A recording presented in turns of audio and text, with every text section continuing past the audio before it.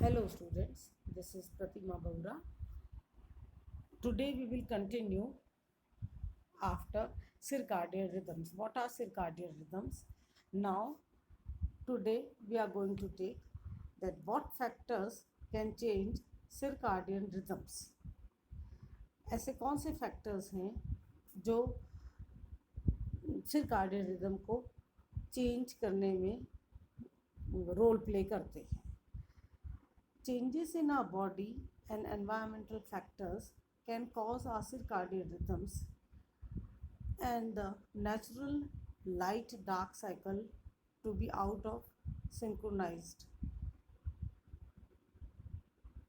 यानी कि बॉडी के अंदर कुछ ऐसे चेंजेस या एनवायरमेंटल फैक्टर्स में कुछ ऐसे चेंजेस होते हैं जो सिरकाडियन रिदम को चेंज करने में यह रोल प्ले करते हैं या ये कॉज आवर सिरकाडियन रिदम्स, वह सिरकाडियन रिदम को चेंज करते हैं. And the natural light dark cycle, यह तो पता ही है कि नेचुरल लाइट डार्क साइकिल जो है वह natural light dark cycle to be out of synchronized, यानी कि जो नेचुरल लाइट डार्क साइकिल है उससे परे चले जाए या आउट ऑफ सिंक्रोनाइजेशन हो जाए. फॉर एग्ज़ाम्पल कुछ इसके एग्जाम्पल्स हैं जो कि सिरकाडियन रिदम्स को प्रभावित करते हैं. उनमें से म्यूटेशंस और changes in our certain genes can affect our biological clocks.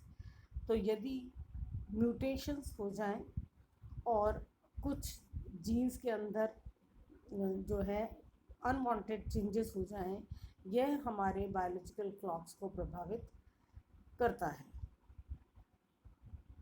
तो जेट लैग और shift work causes changes in the light dark cycle. दूसरा बड़ा जो कारण है वह है जेट लैग या शिफ्ट वर्क कॉजेज. जैसे जेट लैग कैसे कि आप हिंदुस्तान में हैं, हिंदुस्तान में आप यहाँ से जो है सुबह यहाँ से जब यहाँ मॉर्निंग थी तब भी आप यहाँ से रवाना हुए और जो है 9-10 घंटे या 10-12 घंटे में आप जो है इंग्लैंड पहुँच गए या अमेरिका पहुँच गए. तो वहाँ जब पहुँचे तब वहाँ पे भी जो है जब वहाँ पहुँचे तो वहाँ दिन हो गया. जब आप यहाँ से रवाना हुए थे तो रात थी और वहाँ पहुँचे यहाँ सुबह, यहाँ से मॉर्निंग में रवाना हुए थे और वहाँ पहुँचे तो यहाँ जब रवाना हुए थे यहाँ से तो यहाँ पे दिन था, वहाँ पे रात थी और जब वहाँ पहुँचे तो वहाँ सुबह दिन हो गया. तो कंटिन्यूस आपकी नींद जो है वह डिस्टर्ब रही. 12 घंटे वैसे जगे थे, फिर आगे 12 घंटे आप फिर जग जाएंगे. तो this is known as jet lag. या जैसे शिफ्ट वर्क जैसे कुछ लोगों की नाइट ड्यूटी होती है, जैसे ट्रेन का ड्राइवर है, ट्रेन का गार्ड है, एरोप्लेन के पायलट्स हैं. ये जो ड्यूटीज़ है, ट्रक ड्राइवर्स हैं, ये जनरली ट्रेन्स वगैरह, कई ट्रेन्स रात में चलती हैं तो ड्राइवर को तो जग के रात को ट्रेन चलानी है, या वॉचमैन है जो रात को जगता है. तो ये जो ऐसी ड्यूटीज़ है, या नर्स डॉक्टर जिनकी रात में ड्यूटी लगती है तो वो रात में जगते हैं और जब सुबह होगी तो वह सोएंगे. तो यह चीज़ जो है यह हमारे जो है बायोलॉजिकल क्लॉक को डिस्टर्ब कर देती है. Light from electronic devices at night can confuse a biological clocks. यानी कुछ ऐसे इलेक्ट्रॉनिक डिवाइसेस हैं जिनकी रोशनी बहुत ज़्यादा होती है और रात में जब इनकी रोशनी रहेगी तो हमारी आइज़ को यह जो है हमारी आइज़ से यह संदेश पहुंच रहा है SCN तक, सुप्राकाइस्मेटिक न्यूक्लियस तक, कि रोशनी है, अभी दिन है और अभी रात नहीं है. तो जब रात है लेकिन आपको फील ऐसा हो रहा है, जैसे आपके आइज़ को फील ऐसा हो रहा है जैसे रात है, जैसे दिन है, क्योंकि रोशनी है और है एक्चुअली रात। तो जो मेलाटोनिन सिक्रीट होना चाहिए वह मेलाटोनिन जो है सिक्रीट नहीं होगा रात होने के बावजूद भी। तो इस तरह से जो रोशनी है, इलेक्ट्रॉनिक डिवाइसेस की जो लाइट है, वह रात में हमें हमारे बायोलॉजिकल क्लॉक्स को कंफ्यूज कर देती है और इस तरह से हमारी सर्काडियन रिदम जो है या बायोलॉजिकल क्लॉक है वह डिस्टर्ब हो जाती है। These changes can cause sleep disorders and may lead to other chronic health conditions such as obesity, diabetes, depression, bipolar disorders and seasonal affective disorders। तो यह जो चेंजेस हैं, यानी कि जेट लैग, रात में ड्यूटी देना, रात को जो ड्यूटीज़ हैं होती हैं वो, और साथ में इलेक्ट्रॉनिक डिवाइसेस की लाइट, यह सभी जो है चेंजेस हमारे बॉडी में स्लीप डिसऑर्डर पैदा कर देते हैं और उसका नतीजा यह होता है कि हमारी क्रोनिक हेल्थ कंडीशंस ख़राब हो जाती है।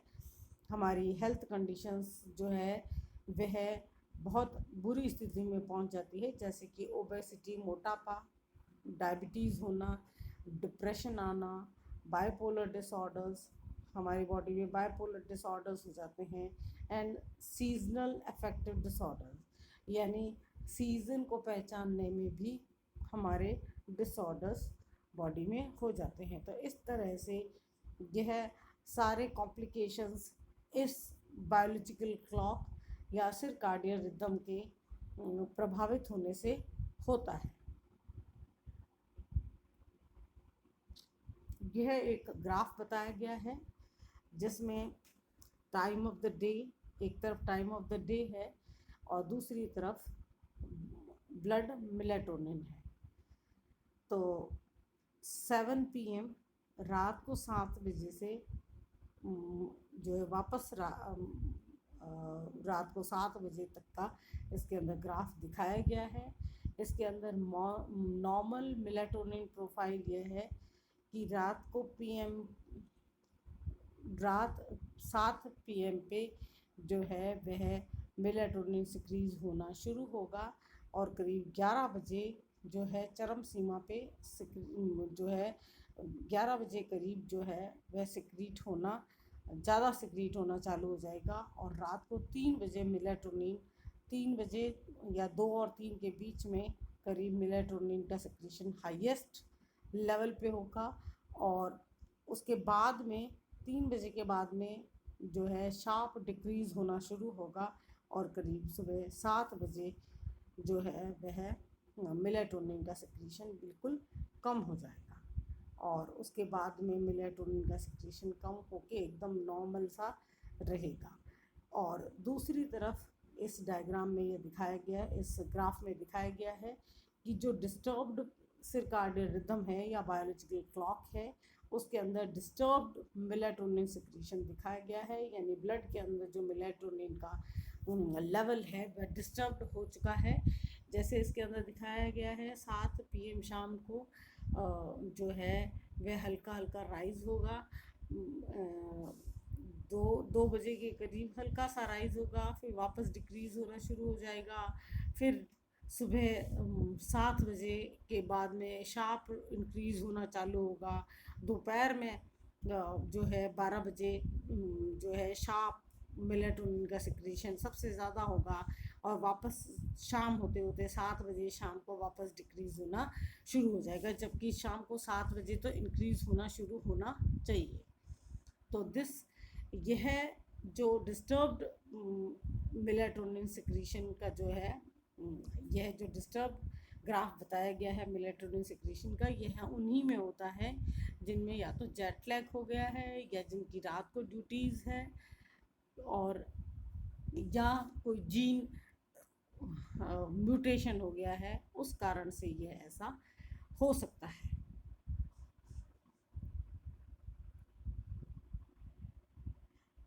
नेक्स्ट है how are circadian rhythms related to jet lag. Circadian rhythms जो है वो जेट लैग से रिलेटेड कैसे है। When you pass through different time zones, your biological clocks will be different from the local time.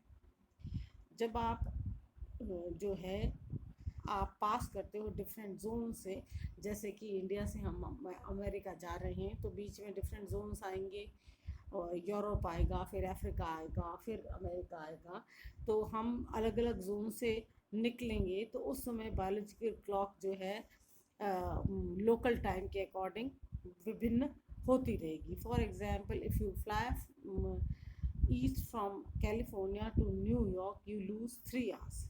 जब California से New York जाएंगे तो 3 घंटे जो है हम पीछे हो जाते हैं। When you wake up at 7 AM on the east coast, जब हम सुबह 7 बजे ईस्ट कोस्ट पे उठेंगे, your biological clock is still running on the west coast time. तो हमारी जब हम ईस्ट कोस्ट में पहुंच गए हैं सुबह 7 बजे, और हमारी बायोलॉजिकल क्लॉक तो वेस्ट कोस्ट टाइम के अकॉर्डिंग चल रही है, तो so you feel the way you might at 4 AM। तो आपकी क्लॉक ऐसा शो करेगी जैसे हम सुबह 4, हमारे बॉडी के अकॉर्डिंग जैसे सुबह 4 बजे हैं हमारी बायोलॉजिकल क्लॉक के according. Your biological clock will reset but it will do so at a different rate. आपकी बायोलॉजिकल क्लॉक वापस रीसेट हो जाएगी थोड़े समय बाद में, लेकिन वह अपने जो है डिफरेंट रेट पे होगी, यानी उसकी दर जो है वो रीसेट होने की उसमें टाइम लगेगा, वह अपनी दर से रीसेट होगी। It often takes a few days for your biological clocks to align with a new time zone. इसके अंदर कई बार ऐसा होता है कि बायोलॉजिकल क्लॉक को नए टाइम के अकॉर्डिंग सेट होने में कई दिन लग जाते हैं, न्यू टाइम जोन के अकॉर्डिंग सेट होने में। Adjusting after gaining time may be slightly easier than after losing time because the brain adjusts differently in the two situations. यानी कि adjusting after gaining time may be slightly easier, यानी कहीं gain करना है time का, यानी कि जहाँ हम आगे चले गए हैं, यानी कि फॉर एग्जांपल हम जो है जहाँ नाइट थी हम रात में ही रवाना हुए थे और वहाँ पहुँचे तो वहाँ रात ही थी, तो हम 4 घंटे फिर सो लिए क्योंकि रात है तो रात ही चलेगी। तो गेन करना जो है वह थोड़ा आसान होता है, जबकि लूज़ करना, फॉर एग्ज़ाम्पल जब हम यहाँ से सुबह से रवाना हुए और जब जहाँ पहुँचे वहाँ फिर सुबह थी, तो उसके अंदर हम टाइम को लूज़ कर रहे हैं।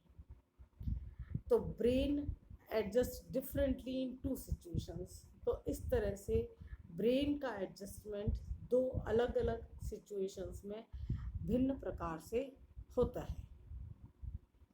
तो इस तरह से सर्काडियन रिदम, या उसे बायोलॉजिकल क्लॉक भी कहते हैं, यह यहाँ पे समाप्त होता है। और शायद मुझे ऐसा लगता है कि मैं आपको समझाने में जो है कामयाब हुई। थैंक्स।